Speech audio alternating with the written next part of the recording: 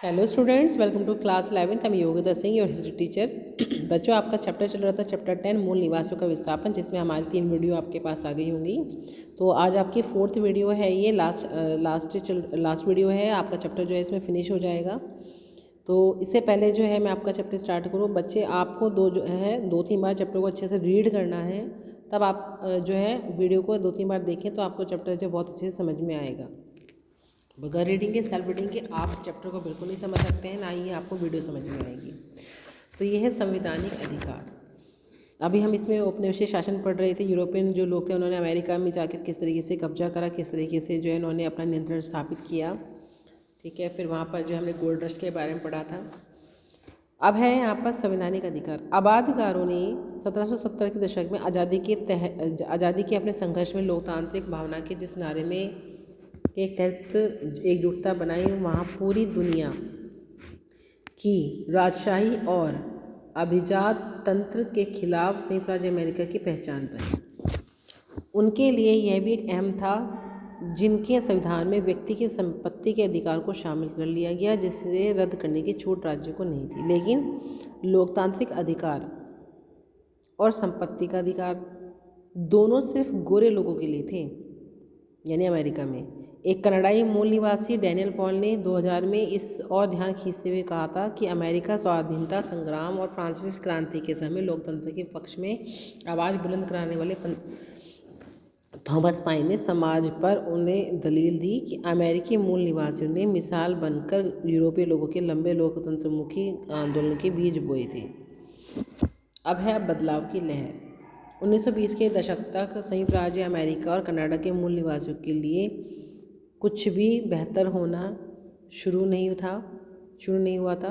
संयुक्त राज्य अमेरिका की समस्त जनता को प्रभावित करने वाली बड़ी आर्थिक मंदी से कुछ साल पहले 1928 में समाज वैज्ञानिक लेवाइस मैरियम के निर्देशन में संपन्न हुआ एक सर्वेक्षण प्रकाशित हुआ। वो था the problem of Indian administration, जिसमें रिजर्वेशंस में रह रहे मूल निवासियों की स्वास्थ्य और शिक्षा सुविधाओं को दृढ़ता का बड़ा ही दारुण जो है चित्र प्रस्तुत किया गया। जो वहाँ के खुद के मूल निवासी, उनकी स्थिति बहुत ही दयनीय थी।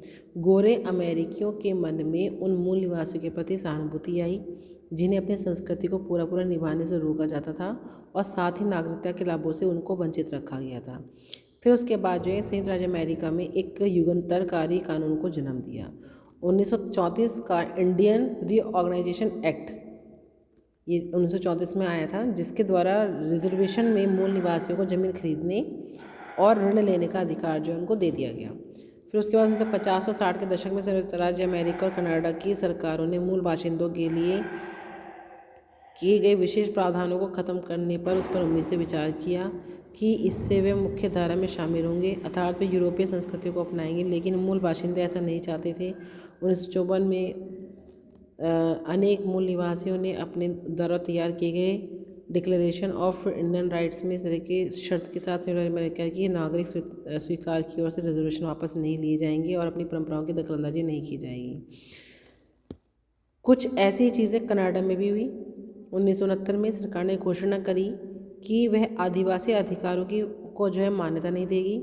मूल निवासियों ने सुसंगठित तरीके से इसका विरोध किया और धरना प्रदर्शन में वाद विवाद की एक श्रृंखला आयोजित की।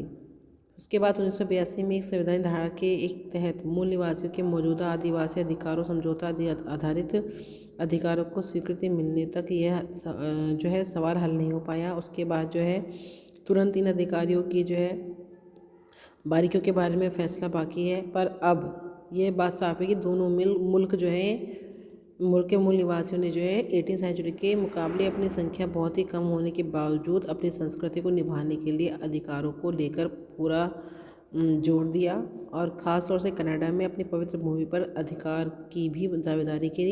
ऐसी दावेदारी 1880 के दशक में उनके पुरखे नहीं कर सकते थे, जिस तरीके से उन लोगों ने जो है अपने अधिकार की दावेदारी की है। अब हम बात करते हैं ऑस्ट्रेलिया की। उत्तरी और दक्षिण अमेरिका की तरह ऑस्ट्रेलिया में भी मानव निवास का लंबा इतिहास माना जाता है। शुरुआती मनुष्य या आदि मानव, जिन्हें एबोरिजिन्स कहते हैं, ये अलग अलग समाजों के लिए प्रयुक्त एक सामान्य नाम है। ऑस्ट्रेलिया में 40,000 साल पहले आने शुरू हुए वे ऑस्ट्रेलिया के साथ एक भू सेतु से जुड़े न्यू गिनी से आए थे। मूल निवासियों की अपनी परंपरा के हिसाब से वे ऑस्ट्रेलिया आए नहीं थे, बल्कि हमेशा से ही यहीं रहते थे। बीती सदियाँ स्वप्न काल कही जाती थी। ये कथन को समझना यूरोपीय लोगों के लिए बहुत ही मुश्किल है, क्योंकि इसमें अतीत और वर्तमान का अंतर धुंधला हो जाता है। 18वीं सेंचुरी के आखिरी दौर में ऑस्ट्रेलिया में मूल निवासियों की 350 से 750 तक समुदाय थे। हर समुदाय की अपनी भाषा थी। 200 भाषाएं आज भी बोली जाती हैं। जो भाषाएं थी, देसी लोगों का एक और विशाल समूह उत्तर भारत में रहता है। इसे टॉरस स्ट्रेट टापुवासी कहते हैं। एब्रोरिजिनी शब्द इसमें इस्तेमाल नहीं होता, क्योंकि ये माना जाता है कि वे कहीं और से आए हैं और एक अलग नस्ल है। 2005 में कुल मिलाकर वे ऑस्ट्रेलिया की आबादी का 2.4% है, जो एबरनीजनी है। अब ऑस्ट्रेलिया की आबादी बहुत छितरी हुई है, मतलब ज़्यादा नहीं है, और आज भी वहाँ के ज़्यादातर शहर समुद्र तट के साथ बसे हुए हैं। यहाँ जो है 1717 में ब्रिटिश लोग पहली बार पहुँचे थे, क्योंकि बीच का इलाका बहुत ही शुष्क और मरुस्थल वाला इलाका था।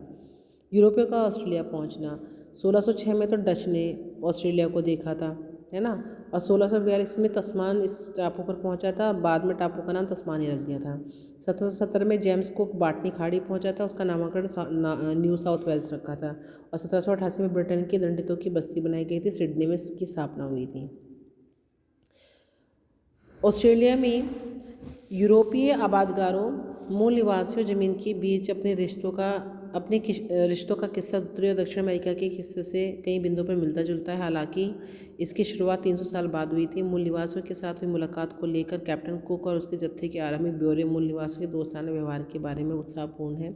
लेकिन जब एक मूल निवासी ने कुक की हत्या कर दी, जो वहाँ का ऑस्ट्रेलिया का मूल निवासी था, उसने कुक की हत्या कर दी थी हवाई में, ऑस्ट्रेलिया में नहीं। तब ब्रिटिशों का जो रवैया है वो बहुत उलट गया था। जहाँ पर वहाँ दोस्ताना था, वहीं पर उनकी दुश्मनी बढ़ गई। जैसा कि प्राय होता आया है कि इस तरह की घटना औपनिवेशिक ताकत द्वारा बाद में दूसरे के खिलाफ किए गए हिंसक व्यवहार का औचित्य साबित करने के लिए इस्तेमाल की गई थी। यूरोपीय लोगों के आगमन को सभी मूल बाशिंदों ने खतरे की घंटी की तरह समझा। वह ये अनुमान नहीं लगा पाए कि 1920 सदी के दरमियान कीटाणुओं के असर थे। अपने ज़मीन खोने के चलते और आबादकारों के साथ लड़ाई में लगभग 90% मूल बाशिंदों को अपनी जान गंवानी पड़ी थी। ब्राज़ील में पुर्तगाली कैदियों को बसाने का प्रयोग जब तक बंद कर दिया गया, जब उसका हिंसक बर्ताव जो है मूल निवासियों को प्रतिहिंसा पर उतारू कर दिया। ब्रिटिश ने स्वतंत्र होने तक अमेरिकी उपनिवेशों में यह तरीका अपनाया और फिर उसे ऑस्ट्रेलिया में भी जारी रखा। ऑस्ट्रेलिया के ज़्यादातर शुरुआती आबादकार इंग्लैंड से निर्वासित होकर आए थे, और उनके कारावास पूरे होने पर ब्रिटेन वापस न लौटे की शर्त पर ऑस्ट्रेलिया में स्वतंत्र जीवन जीने की इजाज़त दे दी गई।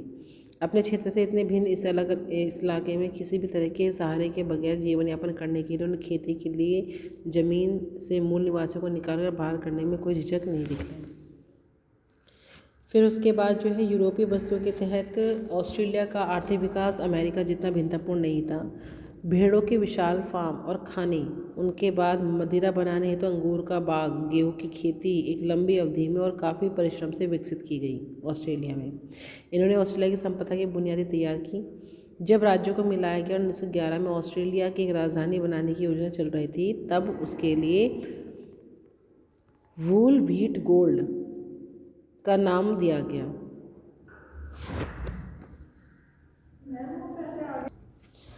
तो ये जो वूल व्हीट गोल्ड है, इसको जो है कैनबरा नाम दिया गया, जो एक स्थानीय शब्द कैम्ब्रा जो है उससे बनाया गया था। इसका मतलब होता है सभा स्थल।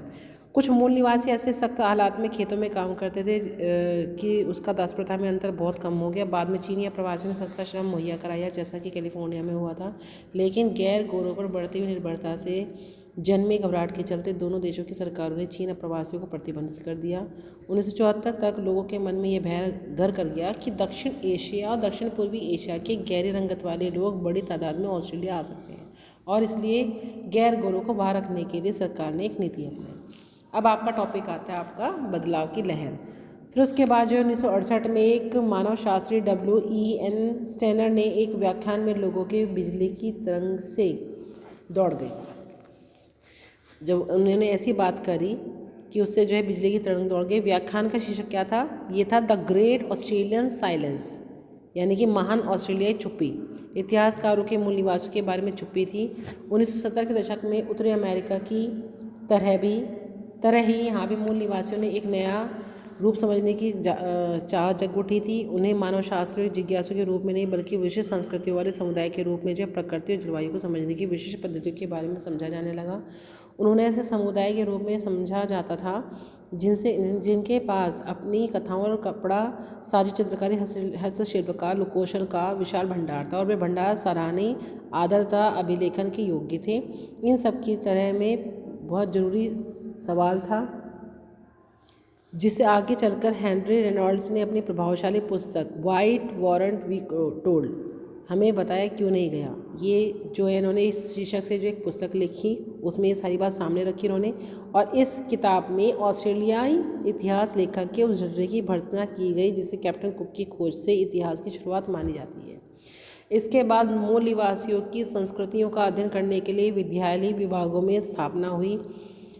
आर्ट गैलरीज में देसी कलाओं की दीर्घाएं शामिल की गई। ऐसी संस्कृति में समझाने वाले कल्पनाशील तरीके से सुसज्जित कमरों के लिए संग्रहालयों पर जगह बनाई गई और मूल निवासियों में अपने जीवन इतिहासों की लिखना शुरू किया। यह सब एक अद्भुत प्रयास है। यह प्रयास हमें रहते ही शुरू हो गया। अगर मूल निवासियों की संस्कृतियों की अनदेखी बदसूर कर दी रहती तो इस समय पर तक काफ़ी कुछ विस्मृति गर्त में जा चुकी थी। 1974 में बहुसंस्कृतिवाद ऑस्ट्रेलिया की राजकीय नीति रही जिसने मूल निवासियों की संस्कृतियों और यूरोप तथा एशिया के प्रवासियों की अलग अलग संस्कृतियों को समान आदर दिया। फिर उसके बाद जो है 70 के दशक में जब संयुक्त राष्ट्र संघ और अंतर्राष्ट्रीय एजेंसियों की बैठक में मानवाधिकार शब्द सुनाई पड़े तो ऑस्ट्रेलिया जनता को एहसास हुआ कि संयुक्त राज्य अमेरिका, कनाडा और न्यूजीलैंड के विपरीत ऑस्ट्रेलिया में यूरोपीय लोग द्वारा किए गए भूमि अधिग्रहण को औपचारिक बनाने के लिए मूल निवासियों के साथ कोई समझौता पत्र तैयार नहीं किया गया है। सरकार हमेशा से ऑस्ट्रेलिया की ज़मीन को टेरा न्यूलिस कहती थी जिसका मतलब होता था जो किसी की नहीं है। इसके अलावा वहाँ अपनी आदिवासी रिश्तेदारों से छीनी गई मिश्रित रक्त वाले बच्चों का एक लंबा और यातनापूर्ण इतिहास भी था ऑस्ट्रेलिया के अंदर। इस सवाल पर खड़े हुए आंदोलन के कारण तहकीकात शुरू हुई और 2 महत्वपूर्ण निर्णय लिए गए। इस बात का यह मान्यता देना कि मूल निवासियों का ज़मीन के साथ जो कि उनके लिए पवित्र है मजबूत ऐतिहासिक संबंध रहा है और इसका आदर किया जाना चाहिए। 2 पिछली गलतियों को धोया नहीं जा सकता, लेकिन गोरों और रंगबंदियों को अलग अलग रखने की कोशिश करके बच्चों के साथ जो अन्याय किया गया उसके लिए सार्वजनिक रूप से माफ़ी मांगी जानी चाहिए। तो बच्चों इसमें ये बताया गया कि जो ब्रिटिश यूरोपियन लोग थे और जो पोलैंड के लोग थे उन्होंने किस तरीके से जो है अलग अलग जाकर अपने वहाँ पर कब्जा करा और वहाँ के मूल निवासियों को जो है वहाँ से उनकी जगह से हटाया गया, उन्हें दास बनाया गया, उनके पास यातनाएं की गई। तो ये ऑस्ट्रेलिया, अफ्रीका, अमेरिका, कनाडा इन सब इलाकों में जो इस तरह की बातें देखने को मिली है। तो हमने जो पूरा चैप्टर पढ़ा है इसी विस्थापन के ऊपर पढ़ा है कि यूरोपियन ब्रिटिश लोगों ने किस तरीके से जो है इन इलाकों पे जाकर जो है वहाँ के मूल निवासियों का विस्थापन किया और अपना नियंत्रण स्थापित किया। तो बच्चों इस चैप्टर को जो है बहुत अच्छे से आप रीड करेंगे और वीडियो को बहुत ध्यान से देखेंगे, इस चैप्टर को बहुत ही ध्यान से समझेंगे। Thank you, have nice day.